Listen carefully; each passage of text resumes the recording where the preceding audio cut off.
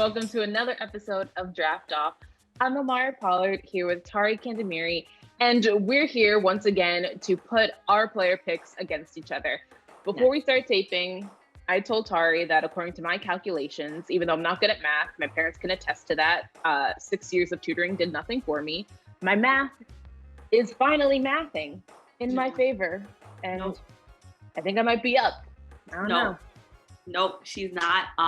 Her math might be right, but we've got a long season ahead. We've got 4 more weeks. So even though I didn't get week 2, I have a good feeling about week 3. You know what? I saw your picks.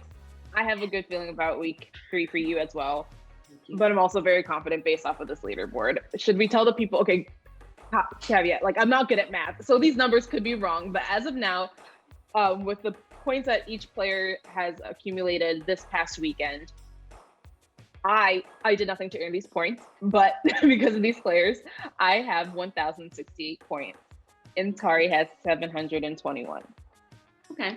I feel like I have some room. Some room to make up with it. So I'm excited. Yeah. Let's get the show on the road. Let's get this party started. Yeah. So this week, Tari, who is your first pick?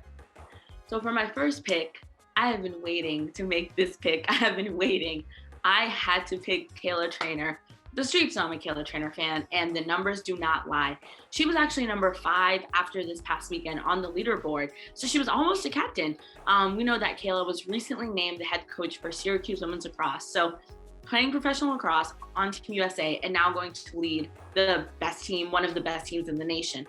Kayla had 11 points last weekend and 16 points the first weekend, so I just know that she is going to have her eyes on the goal, as usual, eyes on, feeding her teammates, making great plays, and she's just so fun to watch, such a dynamic player. I love being in the stands and hearing players and parents and fans react to the way that she's playing. You just can hear everyone say, ooh, ah.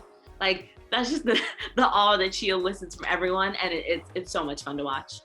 Yeah, I mean, I think I don't want to be too presumptuous, but I think it's safe to say by the end of this, she will more than likely be within the top 10.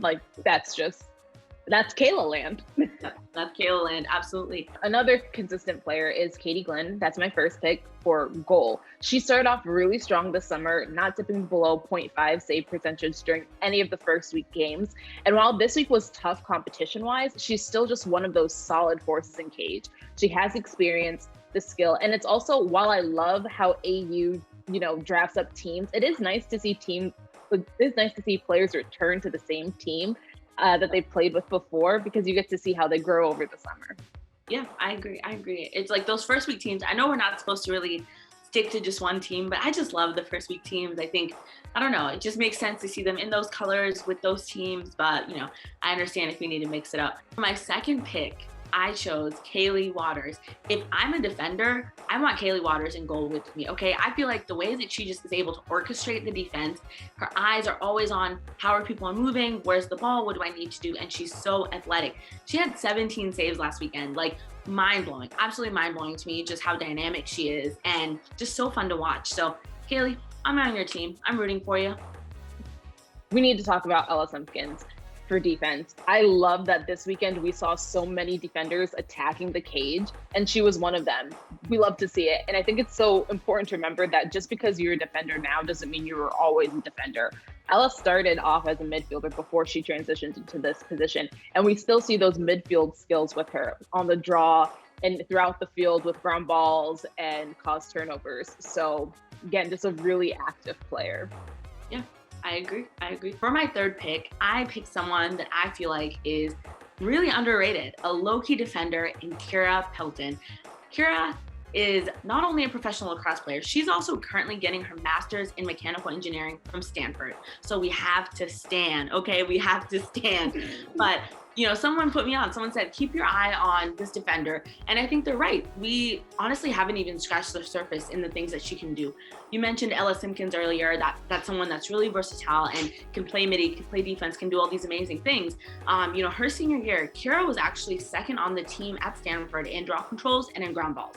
So this is someone whose skill set goes far beyond what we've seen so far. And I'm pumped to just watch her continue to rise. And from one boss to another, my third pick is Alex Aust. not only is she a model player, but she's a model model. For y'all who don't know, Alex missed the first weekend because she was busy celebrating her feature in Sports Illustrated, the swimsuit issue. I mean, but it's crazy because she missed the first weekend, came back, like she didn't even miss a beat. You know, her face is beat. She's beating it on the field. She got 5 goals in the first game, picked up 4 ground balls, and at the end of the weekend, she managed to get into the top 20. Like, unheard of. Phenomenal. That's how you know. That's how you know. Like, you're handling your business in all facets. That is what we call hashtag goals. Okay. Yes, Alex, you better work. You better work. You better work. I love it. I love it. And my 4th pick is Courtney Fortunato. I have always been a fan of Courtney Fortunato since her time at Notre Dame and throughout her professional lacrosse career. And it just makes me so happy to continue or to get the chance to continue watching her play. She had 13 points last weekend, and she's right there with all the attackers that we talk about day in, day out that are highly touted. She's 9th overall in points right now, and I think she's just heating up. And to round out this group of incredible players, I want to highlight Sam Apuzawana tag. Give Sam an inch, and she will take a mile all the way to goal.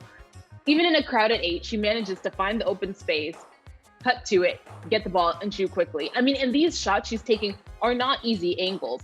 She finished the weekend with some of her best shot percentages, 0.5 and 0.63, and she managed to get 18 draw controls on this weekend.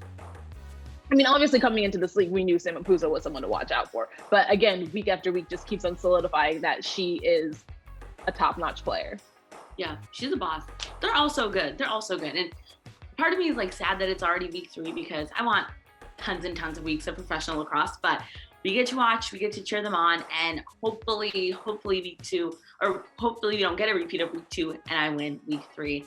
Thank you for tuning in to Dropped Off. We'll see who wins. Keep an eye out, but I have a good feeling.